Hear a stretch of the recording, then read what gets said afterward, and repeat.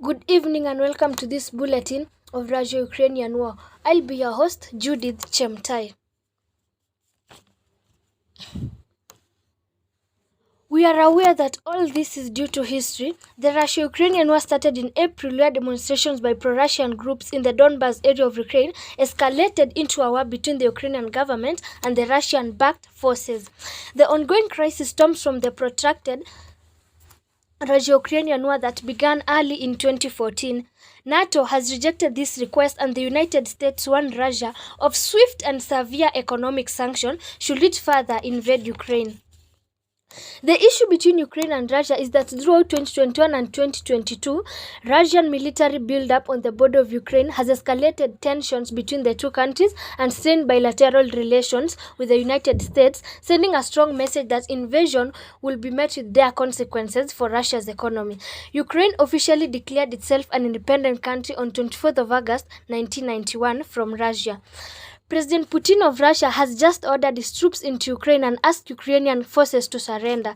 The United Nations Security Council has held an emergency meeting right now in the headquarters. First Lady Dr. Jill and Biden are praying for Ukraine. The group of seven, that is Canada, France, Germany, Italy, Japan, the United Kingdom, and the United States, will be meeting tonight, and then NATO will meet and declare war on Russia and Putin. China may then probably join Russia. China has always wanted to take Taiwan, just like Russia wants Ukraine. Remember, in 2014, Putin took Crimea, part of Ukraine, just like Xi Jinping took Hong Kong, part of Taiwan, through military action.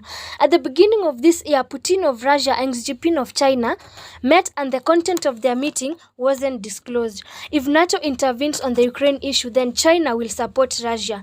Meanwhile, Kim Jong of North Korea has always wanted to occupy South Korea through military action. Hence, China, North Korea, and Russia having a mission, and being that NATO and the group of seven have been standing on their way, Russia, China, and North Korea may join hands and form an axis to fight NATO. Israel, being one that doesn't like what Russia and China does, may join hands with NATO and the group of seven to fight the Russia-China axis.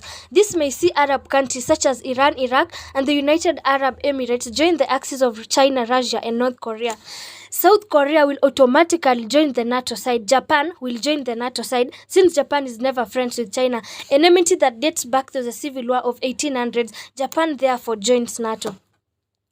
Well, this is the part that I want all of us to be very keen on it. Africa may be neutral, but the effects of war may get here. To those saying that the war doesn't matter to us, wait and see the cost of oil hiking. If you observe the pattern of voting last year when Kenya was voted as a member of the United Nations Security Council, you realize that there was a support latter, with most Arab pro-Muslim countries supporting Djibouti and others supporting Kenya. This pattern may be seen in the looming war. Kenya has already stated her position that she stands with Ukraine, meaning Kenya supports the NATO side, being that we and Britain are also bay. Other countries such as Egypt, Libya, and other states who believe it's Europeans who destroy their stability will automatically support the Russia-China axis. Whichever side Egypt supports, Ethiopia will not support. Ethiopia cannot be on this axis with Egypt because of the beef between them concerning the Jad Dam, which caused tension between the two countries. With Egypt believing that she can control whoever used River Nile for whichever purpose, Kenya having stood by Ethiopia's side, and by the way, the dam is already generating electricity that can power both the continent of Africa and Asia and parts of Europe in one production. Kenya therefore can influence Ethiopia to join its camp, and that's how Africa will take sides in the war. Let's see how it goes. President Putin of Russia has warned that they are going into Ukraine, but any foreign power that tries to intervene will be met by dire consequence that has never been seen in their history. This is another part that I want all of us to be keen and concentrate in it. We all know that Russia is the best country in cybersecurity attacks. In 2016, though the matter is still being investigated, Russia attacked the USA cyberspace and installed President Trump as the president, even though Hillary Clinton, having won the popular vote, was the designated winner. That explains why President Trump yesterday, instead of siding with his country, chose to praise Russian President Putin for whatever he's doing in Ukraine, further attacking Biden and saying that Biden is weak. American intelligence agencies investigated and found that Putin helped Trump win the presidency, but Trump signed an order preventing further investigation. With the coming of Biden into power, Biden opened fresh investigation, and Trump has been trying to fight the investigation through court wars. The Supreme Court of the United States of America, that is SCOUT, put a final blow on Trump by authorizing classified documents from the White House to be opened for investigations. Yesterday night, Russia conducted a cybersecurity attack on the Ukrainian government websites and military websites. Before then, the USS Secretary of State Antony Blinken had warned that Russia was planning a cyber attack on Ukraine. The US studied the attacks and found out that it was consistent with what Russia had been doing to other nations. UDS had also been warned that this night will not end before Russia invades Ukraine, and it's now happening. Putin has ordered his troops into Ukraine. Any country against Russia always goes through cyber attacks, especially on election. I want us to consider the election that is that will be going on in Kenya this year.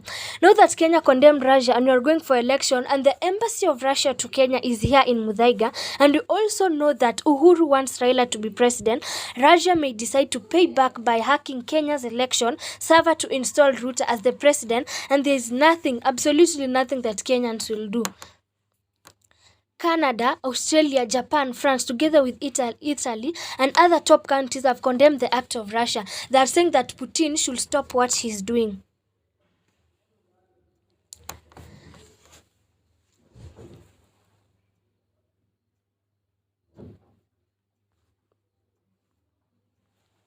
There's a rumor going around that Russia reacted to Kenyan statement on Russia's invasion. First, there is no statement from Putin or even Russia embassy of that sort. That statement has been created by people who think that hating Uhuru means you should hate your country. When Kenya speaks in the United Nations Security Council, Kenya speaks for Africa, 350 billion and 5 million people in total. Therefore, Kenya is respected in as much as no president, including the most daft like Putin, can call Kenya a small boy. Business Daily Africa has outlined how the Russian-Ukraine war will hurt the Kenyan economy. Well, that shows how tough times are ahead for Kenyans if this war isn't stopped anytime soon. As we are speaking, the Ukrainian troops are fighting Russian troops over control of Chernobyl exclusion zone, 60 miles north of the capital Kyiv, amid fears that the battle could damage storage facilities holding nuclear waste, sparking a fallout that could blanket the whole of Europe. Russian troops attacking Chernobyl could also set out radiation cloud across Europe. Ukraine has won. This comes as a Russian bomb has hit a ship owned by NATO member. Turkey in Black Sea. There is a prospected bombing that is expected to take place again. All the group of 7 members have agreed to sanction Russia, Putin, his close family members, members of his cabinet, and senior military officials. President Biden has indicated this morning in American time. I was your host, Judith Chemtai. Well, you don't know what's in store for us, but we pray to Almighty to protect all of us. Thank you for staying with us at HRTV. Stay tuned for more updates.